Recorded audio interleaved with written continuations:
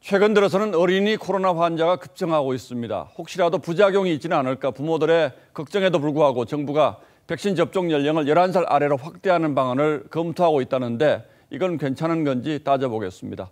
자, 최원희 기자, 최근 들어서는 초등학생 가운데 확진자가 그렇게 많다는데 상황이 얼마나 심각합니까? 네, 우리나라의 경우 현재 12세 미만은 접종 대상이 아닙니다. 예. 이 연령대에서 최근 확산세가 심상치 않습니다.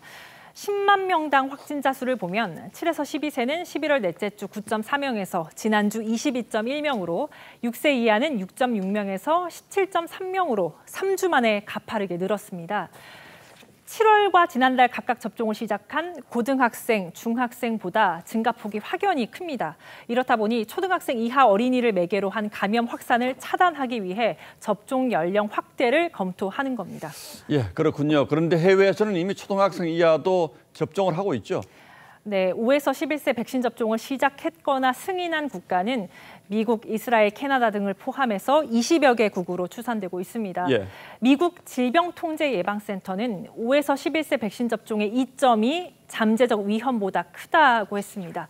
코로나는 어린이에게도 중증 질환을 초래할 수 있는데 백신이 이를 막을 수 있다는 겁니다.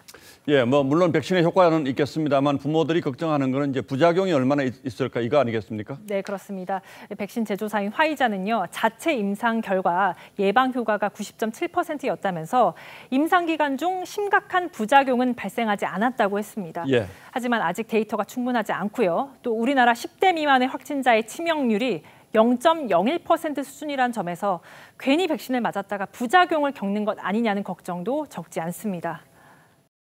아직 성장이나 면역력이나 이런 성장 발달이 다 안 된 거 아니에요. 장기간의 안전성이나 이런 거 고려할 때 불확실성은 여전히 있는 거 맞아요.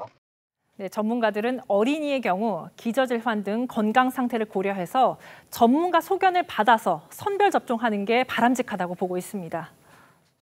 심장질환이나 폐질환이 심한 애들 같은 경우는 우리가 삼가하라고 그러죠. 맞지 말라고. 아이들 상태를 보면서 정확하게 보고 맞춰야 된다.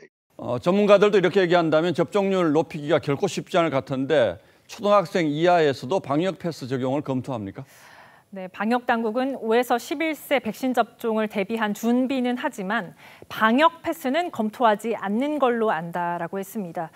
오늘 고등학교 3학년 학생 등 950명이 방역 패스에 반발해서 정부를 직권 남용 혐의로 고발했는데요.